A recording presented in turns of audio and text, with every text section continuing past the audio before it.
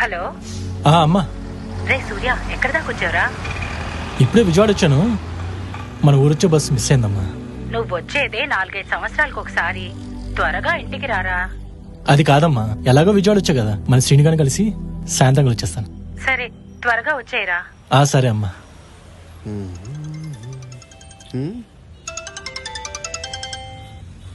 Hello సూర్య, చెప్పరా. అరే విజయవాడ వచ్చానరా. విజయవాడ వచ్చావా? అదేంట్రా అంత సడన్ గా? ఇంటికెళ్ళే బస్ మిస్ అయిందిరా. సర్లే, ముందు నువ్వు ఎక్కడున్నావు చెప్పు. మన బస్ స్టాండ్ బయట టీ స్టాల్ దగ్గర ఉన్నారా. అరే నువ్వు అక్కడే ఉండరా, 2 నిమిషాలు నీ ముందుట.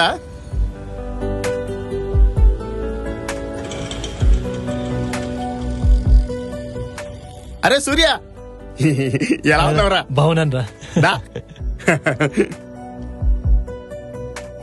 కూర్చోరా. పదరా. ఎన్నాళ్ళైందిరా నిన్ను చూసి.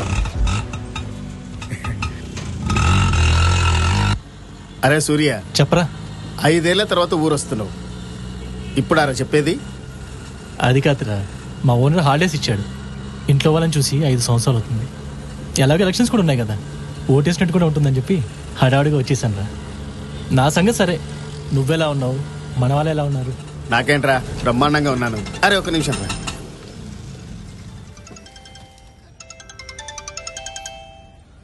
అన్నాయ్, లాస్ట్ ఇన్స్టాల్మెంట్ 1 వీక్ లో కట్టేస్తా అన్నాయ్. అలాగే. ఏంట్రా ఇన్స్టాల్మెంట్స్ అంటాను? ఇంకా ఇల్లు గడపడానికి ఇప్పుడు చేస్తూనే ఉన్నావా? అరే సూర్య, పరిస్థితులు ఒకప్పటిలా లేవురా. ఇంకొక ఇన్స్టాల్మెంట్ కడితే ఈ ఆటో నా సొంతం.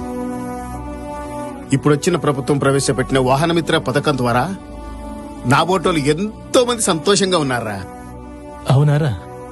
అవునరా, మన ఊరు, మన నియోజకవర్గం చాలా అభివృద్ధి చెందింది. అదేంట్రా, మరి అపోజిషన్ వాళ్ళు ఇక్కడ అసలు అభివృద్ధి జరగదని చెప్పి సోషల్ మీడియాలో పోస్టులు పెడుతున్నారు. అవన్నీ వదిలేరా, నువ్వే ప్రత్యక్షంగా విజయవాడలో ఉన్నావు. మన తూర్పు నియోజకవర్గంలో జరిగిన అభివృద్ధి ఏంటో నువ్వే స్వయంగా చూస్తూ ఉన్నాడు. పద.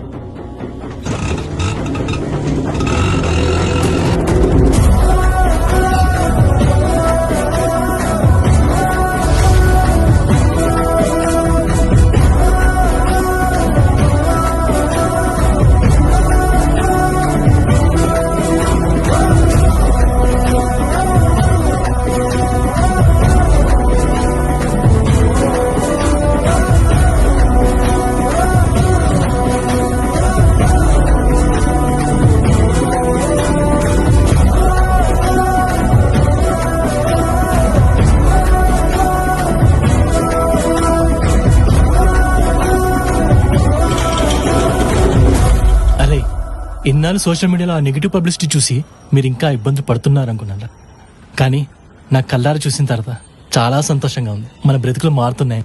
అరే సూర్య, మన జగనన్న ప్రభుత్వం వచ్చాక మన భవిష్యత్తే కాదు, మన పిల్లల భవిష్యత్తు గురించి కూడా ఆలోచించి గవర్నమెంట్ స్కూల్స్ ని ప్రైవేట్ స్కూల్స్ కి ధీటుగా ఇంగ్లీష్ మీడియం స్కూల్స్ గా మార్చారా. ఇప్పుడు నా పిల్లలు కూడా ఆ ఇంగ్లీష్ మీడియం స్కూల్లోనే చదువుతున్నారు.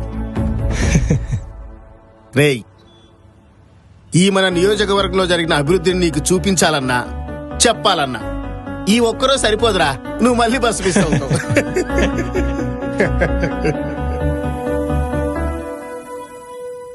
అవును సీను, ఇంతకుముందు వరదలు వస్తే మీరు చాలా ఇబ్బంది పడేవాళ్ళు. ఇప్పుడు ఆ పరిస్థితులు ఏమైనా మారాయారా?